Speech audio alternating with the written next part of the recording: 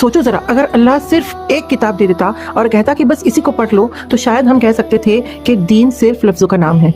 लेकिन अल्लाह ने कुरान के साथ एक जिंदा मिसाल भी भेजी, एक चलती फिरती तफसीर, एक जीती जागती रहनुमाई, नबी पाक मोहम्मद सल्लल्लाहु अलैहि वसल्लम की पूरी जिंदगी। क्योंकि इस्लाम सिर्फ बताया नहीं जाता बल्कि जी कर दिखाया जाता है। और इसीलिए कुरान बार बार ये बात क्लियर करता है कि जब अल्लाह और उसके रसूल सल्लल्लाहु अलैहि वसल्लम किसी बात का फैसला कर दें तो फिर एक मोमिन मर्द या औरत के पास कोई ऑप्शन, कोई एक्सक्यूज और कोई सेकंड ओपिनियन नहीं होता। क्योंकि हुजूर अक़दस सल्लल्लाहु अलैहि वसल्लम की इताअत असल में अल्लाह की इताअत है और रसूलुल्लाह सल्लल्लाहु अलैहि वसल्लम की नाफरमानी सीधी गुमराही और नुकसान का रास्ता है। नबी पाक सल्लल्लाहु अलैहि वसल्लम ने इस बात को सिर्फ हुक्म के तौर पर नहीं बल्कि एक दिल को छू लेने वाली कहानी के जरिए समझाया, जब आप मोहम्मद सल्लल्लाहु अलैहि वसल्लम ने फरमाया कि मेरी दावत की मिसाल उस आदमी जैसी है जिसने एक खूबसूरत घर बनाया, उसमें दावत रखी और फिर लोगों को बुलाने के लिए एक बुलाने वाला भेजा। अब जो शख्स उस दावत को कबूल करता है वो घर के अंदर आता है, मेहमान बनता है और खाने में शेयर लेता है, और जो शख्स उस दावत को इग्नोर करता है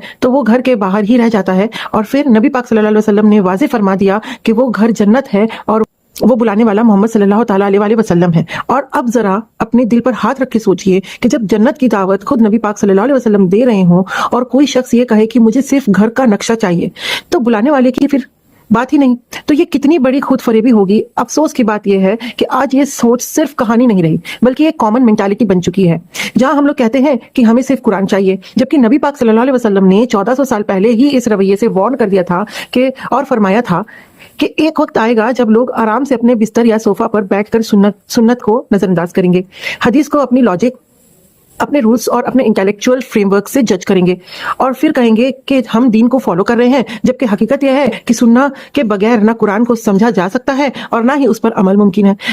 क्योंकि नमाज का एक एक स्टेप, रोजा रखने का अंदाज, ज़कात के उसूल, हज के मनासिक, मुआशरत के आदाब, घर के हुकूक, औरतों के राइट्स, बच्चों की तरबियत, इंसाफ का मिजाज, दुश्मनी में भी अदल, ताकत में भी रहमत और कमजोरी में भी सब्र, ये सब कुछ हमें कुरान के लफ्जों से ज्यादा नबी पाक सल्लल्लाहु अलैहि वसल्लम के अमल से मिलता है। जब हम सुन्नत को साइड पर रख देते हैं और अपनी पसंद, अपनी कल्चर, अपनी सोसाइटी या अपने मजहब को सुन्नत के ऊपर रख देते हैं तो फिर दीन हमें मुश्किल लगने लगता है और बोझ भी। फिर हम इस्लाम को डिफेंड करते रहते हैं मगर जी नहीं पाते। हम दलील देते रहते हैं मगर सुकून से महरूम रहते हैं। जबकि जब कोई शख्स सुन्ना को पकड़ लेता है तो उसके लिए दीन नेचुरली आसान हो जाता है, जिंदगी में बैलेंस आ जाता है, फैसले क्लियर हो जाते हैं और दिल को एक लिविंग गाइड मिल जाता है जो हर सिचुएशन में उसका साथ पकड़ लेता है।